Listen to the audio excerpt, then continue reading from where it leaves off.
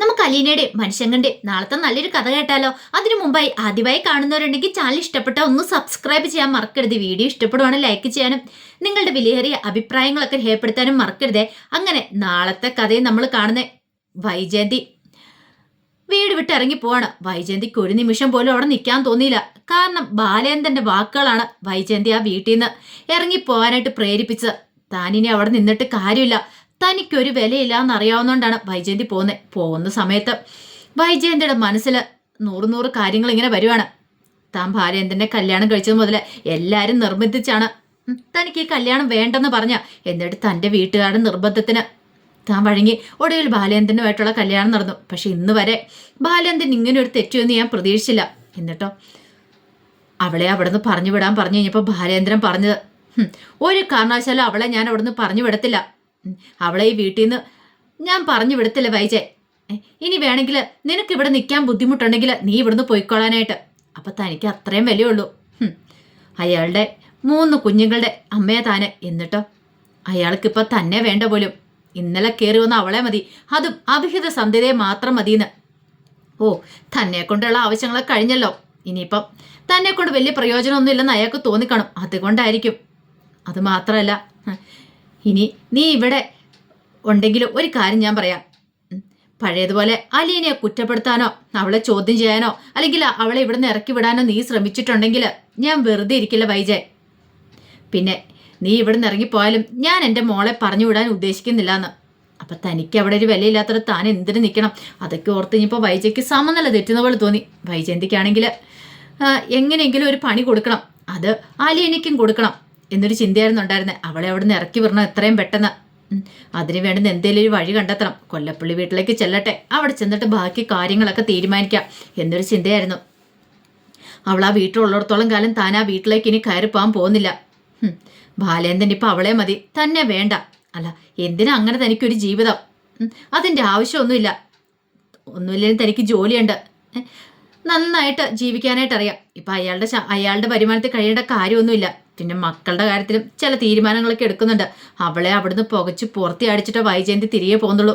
അങ്ങനെയൊക്കെ ഓർത്തുകൊണ്ടാണ് വൈജയന്തി കാർ ഓടിച്ചു പോകുന്ന സമയത്തും വൈജയന്തിയുടെ മനസ്സിൽ ബാലേന്ദ്രനോടും അലീനയോടുള്ള ദേഷ്യമായിരുന്നു. അത് മാത്രമായിരുന്നു. അങ്ങനെ കുറച്ച് ദൂരം അങ്ങോട്ട് ചെന്ന് കഴിഞ്ഞപ്പോൾ വൈജയന്തി ശിവശങ്കരനെ വിളിക്കുകയാണ്. ശിവശങ്കരനെ വിളിച്ചു കഴിയുമ്പോൾ ശിവശങ്കരൻ ചോദിച്ചു, എന്താ വൈജയ്, എന്താ ഈ സമയത്തെന്ന് ചോദിക്കുകയാണ്. ശിവേട്ടാ, ഞാൻ ആ വീട്ടിൽ നിന്ന് ഇറങ്ങിയെന്ന് പറയണം. വീട്ടിൽ നിന്ന് ഇറങ്ങിയെന്നോ? നിനക്കിത് എന്ത് പറ്റു വൈജയ്? ശിവേട്ടാ, എനിക്കിനി അവിടെ നിൽക്കാൻ പറ്റില്ല. അയാളുടെ അവിഹിത സന്തതിയുടെ കൂടെ നിൽക്കാനൊന്നും എന്നെ കിട്ടില്ല. എനിക്ക് അവിടെ ഒരു വിലയില്ല. ഞാൻ പറഞ്ഞിട്ടുണ്ട് അയാളോട്, അയാൾ ശരിക്കും അനുഭവിക്കുമെന്ന്. ഞാൻ ആ വീട്ടിൽ നിന്ന് ഇറങ്ങിയിട്ടുണ്ടെങ്കിൽ അയാൾ ഇനി ശരിക്കും അനുഭവിക്കാനായിട്ട് പോകുന്നുള്ളൂ. ഞാൻ ആ വീട്ടിൽ നിൽക്കത്തില്ല, ഞാൻ അങ്ങോട്ടേക്ക് വരുമെന്ന് പറയണം. ശിവശങ്കരൻ പറഞ്ഞു, നിനക്ക് ഈ രാത്രി ഇറങ്ങേണ്ട കാര്യം ഉണ്ടായിരുന്ന വൈജയ്. പിന്നെ ഞാനെന്താ അവിടെ കിടക്കണോ അയാളുടെ അടിമയെ പോലെ? ഞാൻ ആരുമില്ലാത്തോളൊന്നുമല്ലോ, എനിക്ക് അമ്മയുണ്ട്, ആങ്ങളമാരുണ്ട്, എല്ലാം ഉണ്ട്. പിന്നെ ഞാൻ എന്തിനാ അവിടെ കിടക്കണേ? അതിൻ്റെ കാര്യമൊന്നും ഇല്ല. എനിക്കറിയാം എന്ത് ചെയ്യണമെന്ന്. ഞാൻ അങ്ങോട്ടേക്ക് വരട്ടെ, ചില തീരുമാനങ്ങളൊക്കെ എടുത്തിട്ടുണ്ട്. അങ്ങനെയൊക്കെ പറഞ്ഞിട്ട് വൈജയ് കോള് കട്ട് ചെയ്യണം. ആ സമയം അവിടേക്ക് വന്നിട്ട് കമല ചോദിച്ചു, എന്താ കാര്യം എന്താന്ന് ചോദിക്കണം. വൈജയെ വിളിച്ചേ, അവൾ ഇങ്ങോട്ടേക്ക് വരുന്നുണ്ടെന്ന്. ഇങ്ങോട്ടേക്ക് വരാണ്? എന്താ ഈ സമയത്ത്? എന്താന്ന് ചോദിച്ചപ്പോൾ എന്താ പറയണേ, ബാലേന്ദ്രനോട് വഴക്കിട്ട് വരുന്ന. ഇപ്പോഴും കൂടി വിളിച്ചു വെച്ചോളൂ അവൾ പോന്നെന്ന്. ദേ, ഒരു കാര്യം ഞാൻ പറഞ്ഞേക്കാം. കാര്യം നിങ്ങളുടെ പെങ്ങള് തന്നെയാ. പക്ഷെ വൈജയുടെ സ്വഭാവം ഉണ്ടല്ലോ, എനിക്ക് അത്ര പിടിക്കത്തൊന്നുമില്ല. അവളിവിടെ വന്നിട്ടുണ്ടെങ്കിൽ അധികാരം കാണിക്കാൻ തുടങ്ങും. ഇനി ആ ഒരു സമാധാനക്കേടും കൂടെ. അല്ലേ തന്നെ നിങ്ങളുടെ അമ്മയെ ഇവിടെ കൊണ്ടുവന്നിട്ടിട്ടുണ്ട്. അവർ കാരണം എനിക്കൊരു സമാധാനമില്ല. ഇനിയിപ്പോൾ അടുത്ത മാരണം കൂടെ എൻ്റെ തലയിലേക്ക് വരുമല്ലേ. ഇതേ, ഒരു കാര്യം ഞാൻ പറഞ്ഞേക്കാം. എല്ലാത്തിനെയും പെട്ടെന്ന് എന്തേലും കാണിച്ച് പറഞ്ഞു വിട്ടണം, അല്ലെങ്കിൽ ഞാൻ എൻ്റെ വീട്ടിലേക്ക് പോകും. കമലേ, അങ്ങനെ അങ്ങോട്ട് പറഞ്ഞു വിടാൻ പറ്റുമോ വൈജയുടെ വീതം കൊടുത്തിട്ടൊന്നുമില്ലല്ലോ. പിന്നെ ഒരു വീതം ആയ കാലത്ത് നല്ല രീതിയിൽ സ്വത്തും പണവും കൊടുത്ത് വിട്ടതല്ലേ, ഇനിയിപ്പോൾ എന്ത് വീതം? അത് പറഞ്ഞിട്ട് കാര്യമില്ല. ഇപ്പം പെൺമക്കൾക്കും സ്വത്തിന് അവകാശമുണ്ടെന്ന് അറിയാലോ. അവളൊന്നും ചോദിച്ചില്ലെന്ന് വെച്ചാൽ അങ്ങനെയല്ലോ, അവൾക്കുള്ള വീതം കൊടുത്തേ മതിയാവുള്ളൂ. അത് കേട്ടപ്പോൾ കമല പറഞ്ഞു, എന്താന്ന് വെച്ചാൽ ആയിക്കോ. ഒരു കാര്യം ഞാൻ പറഞ്ഞേക്കാം, പെട്ടെന്ന് ഇതിനൊരു തീരുമാനം ഉണ്ടാക്കണം. അവളെ ഈ വീട്ടിൽ അധികം ദിവസം താമസിപ്പിച്ചിട്ടുണ്ടെങ്കിൽ ഞങ്ങളിൽ ഒരാളോ ഈ വീട്ടിൽ കാണുകയുള്ളൂ എന്ന് പറഞ്ഞു. പിന്നീട് കമല മുറിയിലേക്ക് അങ്ങോട്ട് കയറിപ്പോയി. ശിവശങ്കരൻ എന്ത് ചെയ്യണമെന്ന് അറിയത്തില്ല. കാരണം ശിവശങ്കരൻ്റെ മനസ്സിലായ രണ്ടുപേരും കൂടെ ഒത്തോണ്ട് പോകത്തില്ല. അല്ലെങ്കിൽ തന്നെ സൗദാനുമുത്തശ്ശി അങ്ങോട്ട് ചെന്ന ഒട്ടും ഇഷ്ടപ്പെട്ടില്ല കമലയ്ക്ക്. അതിൻ്റെ ദേഷ്യവും കാര്യങ്ങളും ഉണ്ടായിരുന്നു. അപ്പോഴേക്കാണ് വൈജയന്തിയും കൂടെ അങ്ങോട്ട് ചെല്ലുമെന്ന് പറഞ്ഞേ. ഈ സമയം രേവതിക്കുട്ടി ഇങ്ങനെ ആലോചിക്കുക. ശരിക്കും പറഞ്ഞാൽ ചേച്ചിയുടെ ജീവിതത്തിൽ എന്തൊക്കെയാണ് സംഭവിച്ചുകൊണ്ടിരിക്കുന്നത്. അമ്മയുണ്ട്, അച്ഛൻ ജീവിച്ചിരിപ്പുണ്ടോ ഇല്ലയോ എന്ന് പോലും അറിയത്തില്ല. പക്ഷേങ്കിൽ ആ സത്യങ്ങളൊക്കെ മനസ്സിലാകാതെയാണ് സ്വന്തം അമ്മ ഇങ്ങനെ പോരുവിളിയായിട്ട് നടക്കുന്നത്. അങ്ങനെ വിഷമിച്ചിരിക്കുന്ന സമയത്ത് ഗ്രേസമ്മ എന്നിട്ട് ചോദിച്ചു, അല്ല ഇതെന്താ നീ ഇന്ന് ഉറങ്ങിയൊന്നും ഇല്ലേ, നിനക്ക് ഉറക്കമൊന്നും ഇല്ല എന്ന് ചോദിക്കുക. ദേവതക്കുട്ടി പറഞ്ഞു, ഉറങ്ങിയില്ല. അതെന്ത് പറ്റി? അലീന ചേച്ചി വിളിച്ചിട്ടുണ്ടായിരുന്നു. എന്ത് പറഞ്ഞ അവള് വിളിച്ചിട്ടാ പിന്നെ നിന്റെ ഉറക്കം പോവില്ലോ. അത് പിന്നെ അവിടെ ഭയങ്കര പ്രശ്നങ്ങളോ പിന്നീട് നടന്ന സംഭവങ്ങളൊക്കെ പറയാണ്. ബാലേന്ദ്രൻ കള്ളത്തരം പറഞ്ഞൊക്കെ ഇത് കേട്ട് കഴിഞ്ഞപ്പോൾ ഗ്രേസം പറഞ്ഞു, അതിൻ്റെ വല്ല ആവശ്യം ഉണ്ടായിരുന്നോ ബാലേന്ദ്രന്? ഉള്ള സത്യാവസ്ഥ അങ്ങോട്ട് തുറന്നു പറഞ്ഞാൽ എന്തായിരുന്നു? വൈജയുടെ മോളാന്ന്, അവരുടെ കുറച്ച് അഹങ്കാരം കൂടെ കുറഞ്ഞാനല്ലോ. എന്നാലും ബാലേന്ദ്രനെ സമ്മതിച്ചു കൊടുത്തിരിക്കുന്നു. ഇത്രയും വലിയ കുറ്റം ചെയ്ത വൈജയന്തി എല്ലാവരുടെ മുന്നിൽ ആളായിക്കൊണ്ട് നിൽക്കുന്നു. ബാലേന്ദ്രനെ എന്നിട്ട് എല്ലാവരും കുറ്റപ്പെടുത്തില്ലേ? അതൊക്കെ ശരി തന്നെയാ. പക്ഷേ ഇനിയിപ്പം അലീന ചേച്ചിയുടെ അമ്മയ്ക്ക് എന്തെങ്കിലും സംഭവിക്കുമോ അങ്ങനെയൊക്കെ ഓർത്തിട്ടായിരിക്കും പറയാത്തെ. എന്തോ പ്രതികാരം ചെയ്യുന്ന പോലെ ഇങ്ങനെയൊക്കെ ബാലേന്ദ്രൻ സാർ ചെയ്യുന്നതെന്ന് പറയാം. എന്താണല്ലോ എനിക്ക് ഇതിനോട് യോജിക്കാൻ പറ്റില്ല രേവതിക്കുട്ടി.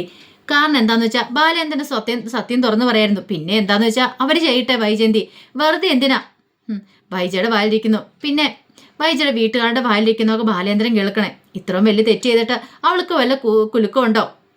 അങ്ങനെയൊക്കെ പറഞ്ഞപ്പോൾ ഗ്രേസം പറഞ്ഞു, ശരിയാ, ഞാനത് അലീന ചേച്ചിയോട് പറഞ്ഞ. പക്ഷേങ്കിൽ അലീന ചേച്ചി പറയുന്നേ ബാലേന്ദ്രൻ സാറിനോട് പറഞ്ഞിട്ട് സാറൊന്നും കേൾക്കുന്നില്ലാന്ന്. ഇപ്പോഴെന്താണ് സത്യങ്ങളൊന്നും തുറന്നു പറയണ്ടെന്നാ പറയണേ. നമുക്ക് എന്ത് ചെയ്യാൻ പറ്റും? അവർക്ക് അവരുടേതായ തീരുമാനങ്ങളല്ലേ എന്ന് പറഞ്ഞു. പിന്നീട് ഗ്രേസമ്മ അങ്ങോട്ടേക്ക് പോയി. ഇതേ സമയത്ത് വൈജയന്തി കട്ടക്കലിപ്പോടെയാണ് പോകുന്നത്. വൈജയന്തിയുടെ മനസ്സിൽ ബാലേന്ദ്രനും അലീനെക്കുറിച്ചുള്ള ചിന്തകൾ മാത്രമേ ഉള്ളൂ. ഇടയ്ക്കിടയ്ക്ക് അതൊക്കെ ഓർത്ത് കഴിയുമ്പോഴത്തേനും വൈജയന്തിക്ക് സമനില എറ്റുന്ന പോലെ തോന്നുന്നുണ്ടായിരുന്നു. നല്ല സ്പീഡിൽ തന്നെയാണ് വണ്ടി പോയിക്കൊണ്ടിരിക്കണേ.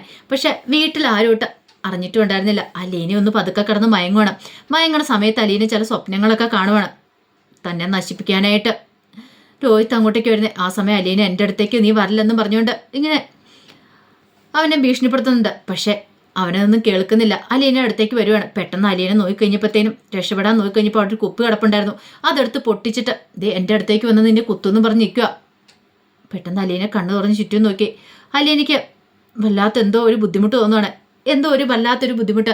കാരണം എന്തോ സംഭവിക്കാൻ പോകുന്നൊരു തോന്നല്. ആ സമയം കൃഷ്ണമോൾ അടുത്തുണ്ടായിരുന്നു.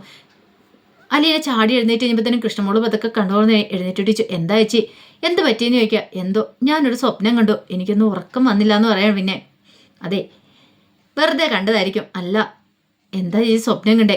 ഒന്നുമില്ല എന്ന് പറഞ്ഞു. അതെ സ്വപ്നം കണ്ട് നമ്മൾ ആരുടെങ്കിലും തുറന്നു പറയുകയാണെങ്കിൽ അത് ഫലിക്കില്ല എന്നാ പറയണേ. പക്ഷെ അലീനയ്ക്ക് എന്തോ പറയാൻ ബുദ്ധിമുട്ടൊക്കെ ഉണ്ടായിരുന്നു. അലീനയ്ക്ക് എന്തോ ഭയങ്കര കാരണം അല്ലെങ്കിൽ തന്നെ വൈജയുടെയും ബാലേന്ദ്രൻ്റെയും കാര്യം ഓർത്തിട്ട് അലീനയ്ക്ക് ഒരു സമാധാനമില്ല. താൻ കാരണമുള്ള ഈ പ്രശ്നങ്ങളൊക്കെ ഉണ്ടാകുന്നതെന്ന് ഓർത്തിട്ടാണ് ബുദ്ധിമുട്ടും കാര്യങ്ങൾ.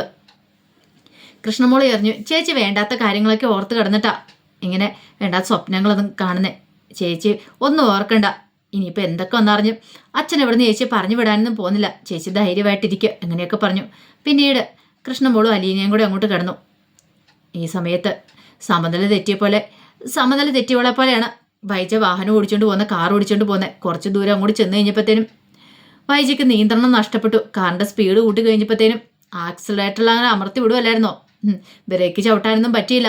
അതിനിപ്പുറം തന്നെ എതിരെ ഒരു വാഹനം വന്ന് ഇടിക്കാതെ പെട്ടെന്ന് വെട്ടി തിരിച്ചു കഴിഞ്ഞപ്പോഴത്തേനും വൈജയന്തിയുടെ വാഹനം മറിയുവാണ്. അത് 3-4 കർണം മറിഞ്ഞ് കിടക്കുവാണ്. വൈജയന്തിയുടെ അലറിക്കരച്ചിൽ മാത്രം വാഹനത്തിനുള്ളിൽ നിന്ന് കേട്ടോളൂ. അപ്പോഴേക്കും ആൾക്കാരെല്ലാം ഓടിക്കൂടി. കാരണം കുറേ വാഹനങ്ങളൊക്കെ ഹൈവേ അല്ലേ പോകുന്നുണ്ടായിരുന്നു. അവരെല്ലാവരും നിർത്തി ഓടി വന്നു. ഒരു വിധത്തിലാണ് വൈജയന്തിയെ കാറിനകത്തുനിന്ന് പുറത്തിറക്കുന്നത്. അതേരവസ്ഥയായി പോയിട്ടുണ്ടായിരുന്നു. വൈജയന്തി ചോര ഒലിപ്പിച്ച് വൈജയന്തി കിടക്കുക. അപ്പോഴേക്കും പിന്നെ ആംബുലൻസ് വന്നു. ആംബുലൻസ് കയറ്റി വൈജയന്തിയെ കൊണ്ടുപോവാണ്. ഈ സമയത്ത് വൈജയന്തിക്ക് ഒരു ബോധമോ കാര്യങ്ങളോ ഒന്നും ഉണ്ടായിരുന്നില്ല.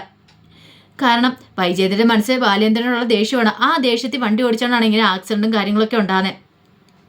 ആ സമയത്ത് കുറേ സമയമായി വൈജയന്തി വീട്ടിൽ നിന്ന് പുറപ്പെട്ടെന്ന് പറഞ്ഞ് വിളിച്ചിട്ട് ഇതുവരെയായിട്ട് എത്താതിരുന്ന് കഴിഞ്ഞപ്പോഴത്തേനും ശിവശങ്കരൻ കമലോട് ചോദിച്ചു, ഇതെന്താ പറ്റി?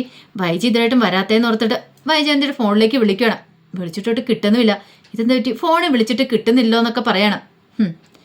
ഇനി മിക്കവാറും തിരിച്ച് വീട്ടിലേക്ക് പോയെന്ന് ആര് കണ്ടു? അങ്ങനെ പോയാൽ മതിയായിരുന്നൊക്കെ കമല പറയുകയാണ്. പക്ഷേ അതെല്ലാം കഴിഞ്ഞ് കുറേ സമയം കഴിഞ്ഞ് കഴിഞ്ഞപ്പോഴത്തേനുമാണ് ശിവശങ്കരൻ്റെ ഫോണിലേക്ക് ആ കോള് വരുന്നത്. വൈജയന്തിക്ക് ആക്സിഡൻ്റായ ഹോസ്പിറ്റലാണെന്നും പറഞ്ഞുകൊണ്ട്. ഇത് കേട്ട് കഴിഞ്ഞപ്പോൾ ശിവശങ്കരൻ ഒന്ന് ഞെട്ടി. ശിവശങ്കരൻ പെട്ടെന്ന് എന്ത് ചെയ്യുവാണ്, രാജീവിനെ പോയി വിളിച്ച് കാര്യങ്ങളൊക്കെ പറയണം. രാജീവിന് എന്ത് ചെയ്യണമെന്ന് അറിയത്തില്ലായിരുന്നു ഒരു നിമിഷം. പിന്നീടാണ് മണിശങ്കർ കാര്യങ്ങളൊക്കെ അറിയണേ. കമലയാണ് പോയി പറയണേ. കമല പറഞ്ഞു, അവളെ ആ വീട്ടിലേക്ക് കയറ്റിയതിൻ്റെ കൂലി കിട്ടിയിട്ട് തുടങ്ങിയിട്ടുണ്ട് അവൾക്ക്. വൈജയ്ക്ക് ആക്സിഡന്റ് ഉണ്ടായെന്നൊക്കെ പറഞ്ഞു. കേട്ടതുപോലും വിശ്വസിക്കാൻ പറ്റില്ല മനുവിന്. പക്ഷേ എങ്കിൽ ആ സമയത്തും കമല കുറ്റം പറഞ്ഞ ബാലേന്ദ്രനെയാണ്. ബാലേന്ദ്രന്റെ അഭിഹിത സന്ധ്യത്തിൽ കാല് കുത്തിയതുകൊണ്ട് ഈ പ്രശ്നങ്ങളൊക്കെ. മനുഷ്യങ്കണ് നല്ല ദേഷ്യം വന്നു. നല്ലത് വിളിച്ചു പറയണമെന്നുണ്ടായിരുന്നു. പക്ഷേ ഇപ്പൊ പറഞ്ഞിട്ട് കാര്യമില്ലെന്ന് മനസ്സിലായി. വെറുതെ താനായിട്ട് ഇനിയിപ്പോൾ വായിട്ടയച്ച ഒരു പുതിയ പ്രശ്നം ഉണ്ടാക്കണ്ട.